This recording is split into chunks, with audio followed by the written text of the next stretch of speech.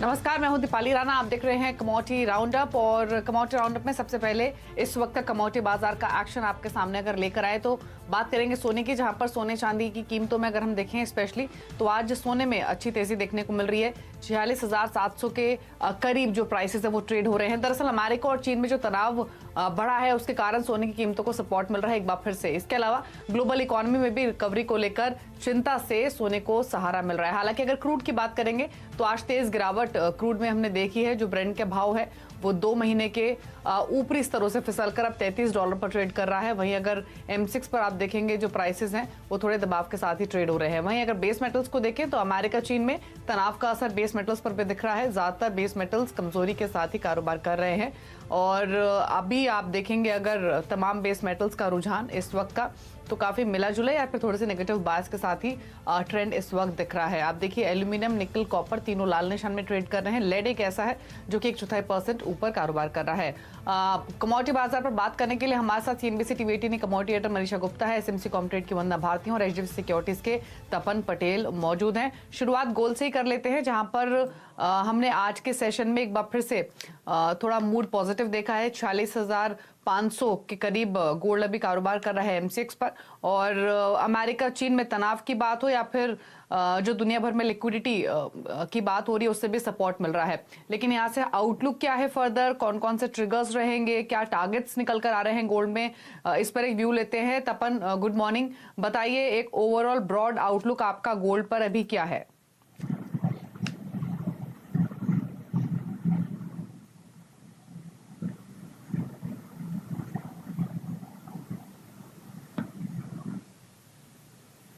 लगता है तपन से बातचीत नहीं हो पा रही। वंदना, आप अपना व्यू दीजिए गोल्ड पर।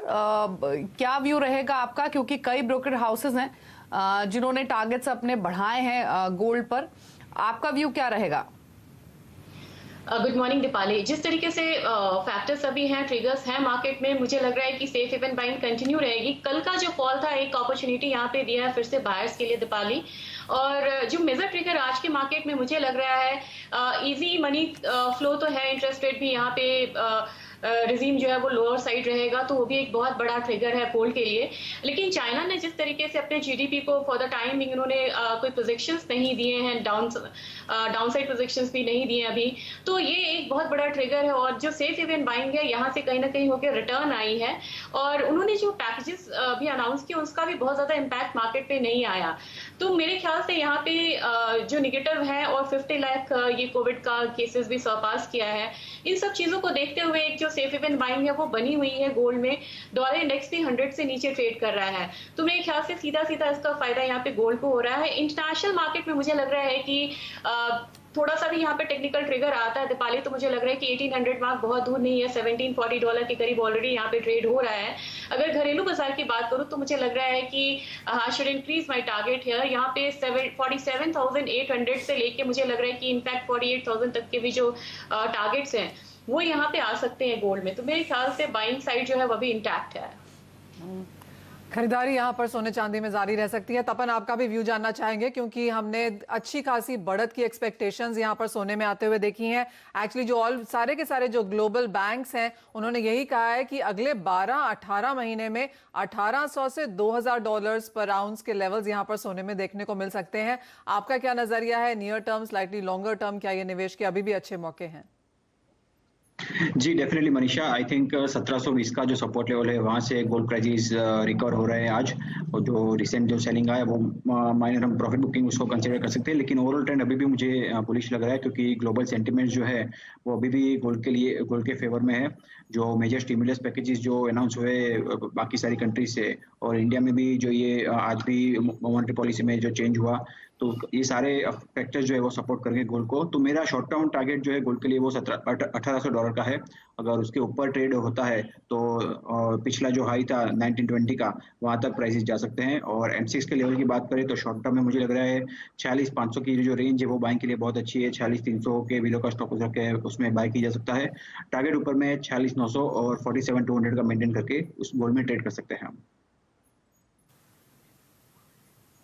तपन साथ ही क्रूड पर आपका व्यू क्या रहेगा, क्योंकि जो ब्रेंट के प्राइसेस है वो $33 के करीब हैं और M6 पर भी हमने देखा कि एक लगातार मोमेंटम दिखाने के बाद प्रॉफिट बुकिंग जो थी वो एकदम से काफी सीवियर हुई। आज भी आप देखिए 5.25% नीचे क्रूड ट्रेड कर रहा है। ये जो टेंशन क्रिएट हुई है अमेरिका चीन के बीच में एक बार फिर से, क्या ये मूड और बिगाड़ सकती है, इन स्तरों से और स्लिप हो सकता है क्रूड, क्या व्यू है?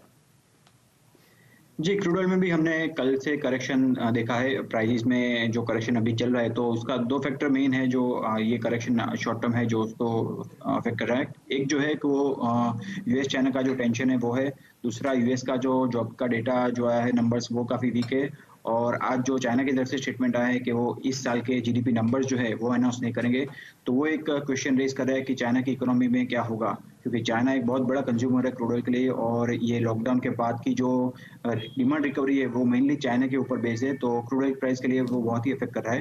लेकिन मुझे लग रहा है ग्रेजुअली जो चाइना की तरफ से और बाकी कंट्रीज की तरफ से क्रूड ऑयल की डिमांड आएगी, और ओपेक की तरफ से और बाकी प्रोड्यूसर्स की तरफ से जो प्रोडक्शन कट जो चल रहे हैं उसका भी इफेक्ट धीमे धीमे मार्केट में हम देख सकते हैं, क्योंकि क्रूड ऑयल की इन्वेंट्री जो है वो यूएस की तरफ से घट रही है, और जो बाकी जो प्रोड्यूसर्स का कट है उसका भी इफेक्ट आ रहा है। तो मुझे लग रहा है शॉर्ट टर्म करेक्शन ये रह सकता है, लेकिन ओवरऑल मुझे लग रहा है प्राइसेस में $38 से $40 की जो रेंज अपर रेंज वो दिख सकती है। तो आज के दिन के लिए मुझे लग रहा है 2430 से हम सेलिंग कर सकते हैं, 2480 के ऊपर का स्टॉप लॉस रख सकते हैं।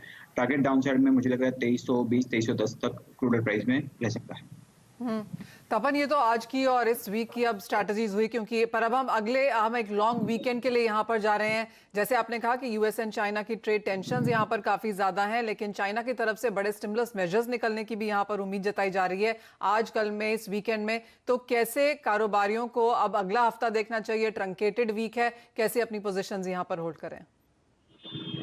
जी, स्पेसिफिकली गोल्ड की बात करें तो मुझे अभी भी क्लियर कट बुलिश ट्रेंड ही है, तो गोल्ड के तरफ से देखें तो बाय ऑन डिप्स का व्यू कंटिन्यू रखना चाहिए। जो भी करेक्शन होता है बाइंग अपॉर्चुनिटी है, और $1800 की टारगेट के हिसाब से गोल्ड में अभी हम ट्रेड कर सकते हैं। क्रूड ऑयल की बात करें तो जैसे मैं बोल रहा हूँ कि एक शॉर्ट टर्म करेक्शन है, आई थिंक $32 से $30 की तक की जो सपोर्ट रेंज है वहां तक प्राइसेस जा सकते हैं। सेम M6 में भी हम 2310 से 2250 की रेंज है वहां पे जा सकती है, लेकिन वहां से बाइंग की जा सकती है, क्योंकि ओवरऑल जो सेंटिमेंट्स है वो गोल्ड और क्रूड के लिए पॉजिटिव है। अगर मेटल्स की बात करें तो मुझे लग रहा है ये ट्रेडिंग रेंज जो है वो मेंटेन रहेगी, क्योंकि मेटल्स में डिमांड रिकवरी को आने में देर लगेगी, तो उस हिसाब से मेटल्स में जो नॉर्मल ट्रेडिंग रेंज है शॉर्ट टर्म बाइंग सेलिंग का वो कंटिन्यू रह सकता है। स्पेसिफिकली हम कॉपर की बात करें तो आज जो करेक्शन आया है तो वो कंटिन्यू रह सकता है। 408 के लेवल पे कॉपर में हम सेल कर सकते हैं, 411 का स्टॉप लॉस मेंटेन करके। डाउन साइड टारगेट मुझे लग रहा है 403 और 401 का कॉपर में आ सकता है। तो ये मेटल्स पर व्यू है, कॉपर में बेचने की सलाह है 403 के टारगेट के लिए, 411 का स्टॉप लॉस रखना है। वंदना, एक तो क्रूड पर आपकी स्ट्रैटेजी क्या है वो बताइए, कि आप इन स्तरों पर भी बेचने की सलाह देंगी क्या? और दूसरा ये बेस मेटल्स थोड़े कमजोरी दिख रहे हैं, यहाँ पर कोई अपॉर्चुनिटी बेचने की तरफ आपके हिसाब से है क्या? जी दीपाली, क्रूड में जिस तरीके से अभी ट्रेडिंग सेंटिमेंट्स है वो नेगेटिव साइड ही है। लगातार हम लोगों ने 20% का जंप आते हुए देखा इस हफ्ते में, तो मुझे लग रहा है कि लास्ट ट्रेडिंग डे है इस वीक का, तो यहाँ पे एक फॉल आना चाहिए। 2450 मैं यहाँ पे रिकमेंड करूंगी सेलिंग, और मुझे लग रहा है कि 2300 तक के प्राइसेस यहाँ पे आ सकते हैं। तो स्टॉप लॉस यहाँ पे क्रिएट करना होगा 25 का। और साथ में मुझे बेस मेटल्स में लग रहा है कि स्टिमुलस पैकेजेस वगैरह भी आ रहे हैं, लेकिन यहाँ पे लेबर और ट्रांसपोर्टेशन की भी बहुत ज्यादा दिक्कत आ रही है। टेक्निकल ग्लिचेस हैं यहाँ पे, जो कि स्पॉट में जो काम है वो बहुत ज्यादा नहीं हो रहा है एक्टिवली, तो उसका इम्पैक्ट भी यहाँ पे मुझे लग रहा है बेस मेटल्स पे आ रहा है। दो कमोडिटी है जहाँ मुझे लग रहा है कि डाउनसाइड जो रिवीजन है वो यहाँ पे करना चाहिए। पहला मुझे लग रहा है कि कॉपर में एक बार 400 तक के जो लेवल्स है वो यहाँ पे आ सकते हैं, और कॉपर में मुझे सेलिंग लग रहा है। दूसरी कमोडिटी यहाँ पे निकल है, निकल में काफी अच्छा मूव हम लोगों ने आते हुए देखा था, लेकिन सेकेंड राउंड ऑफ जो बाइंग आएगी उससे पहले मुझे लग रहा है कि एक यहाँ पे करेक्शन यहाँ पे ड्यू है। मेरे ख्याल से 915 से 910 तक को टारगेट करते हुए यहाँ पे हम निकल में सेलिंग इनिशिएट कर सकते हैं। यहाँ पर मेटल्स की एक व्यू यहाँ पर तपन आपसे रुपए पे भी लेना चाहेंगे। अगेन सेम थिंग कि अगला हफ्ता ट्रंकेटेड है और वीकेंड के दौरान यहाँ पर काफी कुछ होने की उम्मीद है। चाइना के स्टिमुलस मेजर्स के हिसाब से यूएस और चीन की जो ट्रेड टेंशंस हैं, और इसके अलावा जो यूएस डॉलर है वहां पर हमने इनिशियल डिक्लाइन के बाद अब यहाँ पर बढ़त आते हुए फिर से देखी है 9966 के आसपास के लेवल्स। एशियन करेंसीज में आज हल्की सी मंदी है। इस सब के चलते रुपए में आज के लिए अगले हफ्ते के लिए अब क्या रुझान है? जी, रुपए में मुझे लग रहा है कि लास्ट 2 दिन की जो रेंज है वो ब्रेक होती हुई नज़र आ रही है, तो मुझे लग रहा है रुपया अभी भी और वीक हो सकता है। अगर शॉर्ट टर्म रेजिस्टेंस की बात करें तो 76 जो स्पॉट में जो रुपये का रेट है वो एक शॉर्ट टर्म रेजिस्टेंस है। अगर उसके ऊपर चलता है तो मुझे लग रहा है 76.30 तक का लेवल हम देख सकते हैं। सपोर्ट रेंज की बात करें तो जो रुपए में 75.50 की जो है वो सपोर्ट है, तो वो सपोर्ट को मानकर हम यूएसडी-आईएनआर में बाइंग की पोजीशन क्रिएट कर सकते हैं। और ओवरऑल सेंटीमेंट जो है वो आज जैसे आपने बताया कि डॉलर इंडेक्स में रिकवरी आ रही है, तो डॉलर इंडेक्स भी आज लगातार बढ़ रहा है पिछले 2 दिन से, तो उसका एक प्रेशर है रुपये पे। और दूसरा, अगर चाइना की तरफ से शायद अगर कोई स्टिमुलस मेजर्स आए तो एक पॉजिटिव सेंटीमेंट रुपये में आ सकता है। अदरवाइज मुझे लग रहा है कि रुपया नेक्स्ट वीक के लिए भी वीक ट्रेड हो सकता है। ठीक है, तो ये आउटलुक है रुपए पर। रुपया हालांकि अभी 75 रुपए 76 पैसे पर ट्रेड कर रहा है। एक ब्रेक के लिए यहाँ पर रुक रहे हैं। ब्रेक के बाद फोकस करेंगे एग्री कमोडिटीज पर, साथ ही बात करेंगे सोयाबीन की, ग्वार की, जहां पर जो आज का सेशन है वो वीकनेस भरा है। इन पर स्ट्रैटेजी समझेंगे, लेकिन एक ब्रेक के बाद।